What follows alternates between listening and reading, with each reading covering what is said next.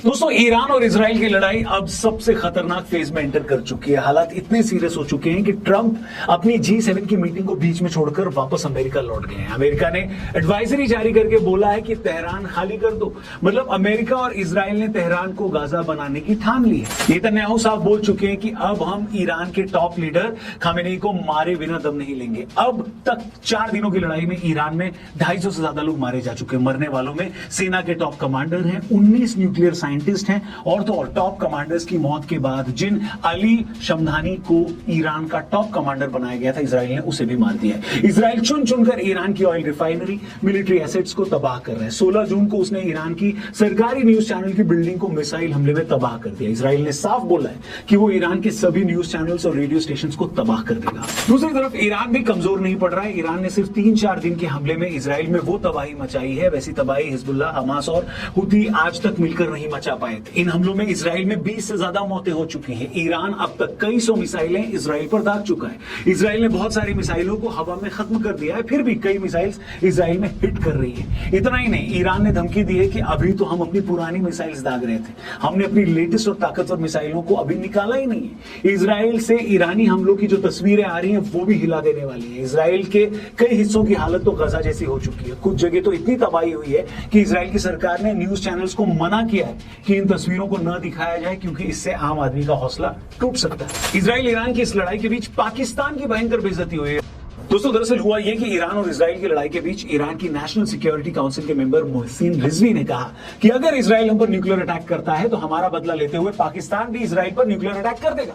अब जैसे ये खबर सामने आई तो पूरी दुनिया में हड़कंप मच गया, क्योंकि पाकिस्तान पर तो पहले ही कोई भरोसा नहीं करता। भुट्टो से लेकर आज तक के पाकिस्तान के कई हुक्मरान साफ तौर पर बोल चुके हैं कि पाकिस्तान के पास जो न्यूक्लियर बॉम्ब है ये पूरी दुनिया के इस्लामिक वर्ल्ड का न्यूक्लियर बॉम्ब है। इसलिए जब ईरान ने ऐसा स्टेटमेंट दिया तो दुनिया को यही लगा कि ईरान का एक फौजी अधिकारी अगर ऐसा बोल रहा है तो इसका मतलब जरूर है कि पाकिस्तान ने ही उसे ऐसा अश्योरेंस दिया होगा। अब जब ये बात जैसे ही बाहर आई तो दुनिया से पहले खुद पाकिस्तान की फटकर 74 हो गई।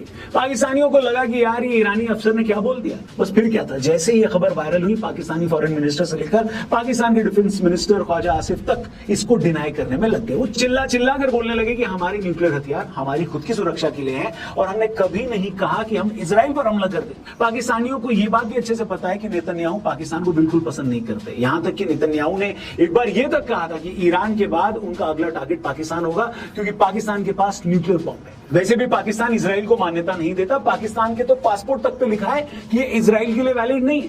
अब ये सब बातें तो इजराइल को पता ही है, लेकिन जैसा कि मैंने कहा दोस्तों, पाकिस्तानी इतनी गिरी हुई कौम है कि ये लोग पैसों के लिए अपने अब्बा हुजूर तक को बेचते हैं। ऐसा क्यों कह रहा हूं वो भी समझाता हूं।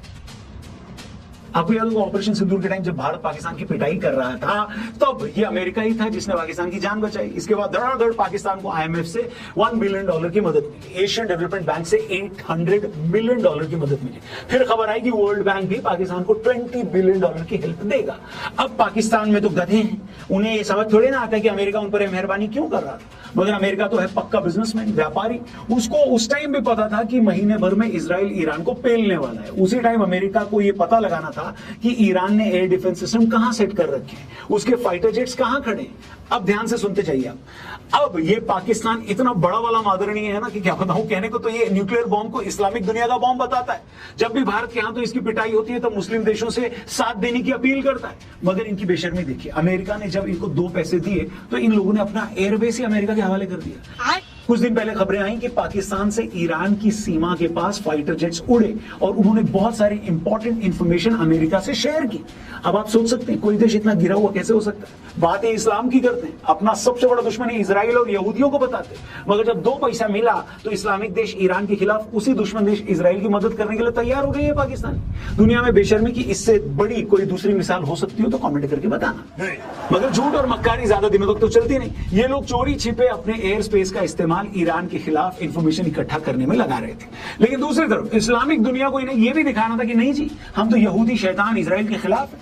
तो हुआ ये होगा कि किसी को पता ना लगे, इन लोगों ने पर्दे के पीछे ईरानी हुकूमत को ये बोल दिया होगा कि अगर इजराइल ने आप लोगों पर न्यूक्लियर अटैक किया तो हम इजराइल पर न्यूक्लियर अटैक कर देंगे। मतलब ईरान इनकी नीयत पर शक न करे इसलिए बंद कमरे में उसे इतना बड़ा झूठ पाकिस्तानियों ने बोल दिया होगा।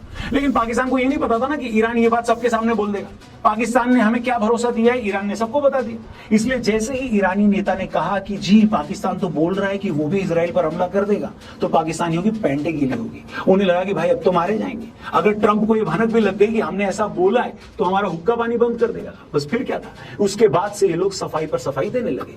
और ये कोई पहला मौका नहीं, आपको याद होगा 9/11 हमले के बाद अमेरिका को अफगानिस्तान में अलकायदा पर हमला करना था, तब भी इसी पाकिस्तान ने अमेरिका से आतंकवाद के नाम पर लड़ाई के लिए अरबों डॉलर वसूल किए।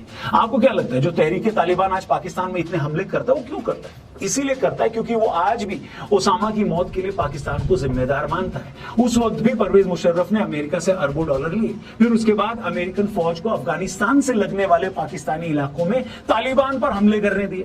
पाकिस्तान ने अमेरिकन फौज को अपने एयरबेस का इस्तेमाल भी करने दिया। मतलब आप देखिए ये पाकिस्तानी जब देखो अपनी सड़कों पर अमेरिका के झंडे जलाते हैं, लेकिन जब भी भीख लेने की बात आती है तो डॉलर के लिए इस्लाम को धोखा देने के लिए भी तैयार हो जाते हैं। 2001 में इन्हीं पाकिस्तानियों ने अमेरिकन डॉलर के लालच में तालिबान भाइयों को धोखा दिया। अमेरिका के हाथों हजारों बेगुनाह अफगान मारे गए और आज फिर से ये डॉलर के बदले ईरानियों की पीठ में छुरा घोंप रहे हैं। पाकिस्तान ने 2001 में भी अमेरिकन के साथ डबल गेम खेला था। वो ऊपर से अमेरिकन का साथ देने का दिखावा कर रहे थे, उसके बदले पैसे भी लेते थे और पीठ पीछे ओसामा जैसे को एबटाबाद में छिपा कर भी रखा था। आपको ये जानकर हैरानी होगी दोस्तों कि जब अमेरिका ने ओसामा को मारने के लिए ऑपरेशन किया था, तब उस ऑपरेशन की जानकारी खुद पाकिस्तानी गवर्नमेंट और पाकिस्तानी आर्मी को नहीं दी थी, क्योंकि उन्हें भी पता था कि अगर हमने पाकिस्तानियों को इसके बारे में बता दिया तो इंफॉर्मेशन लीक हो जाएगी।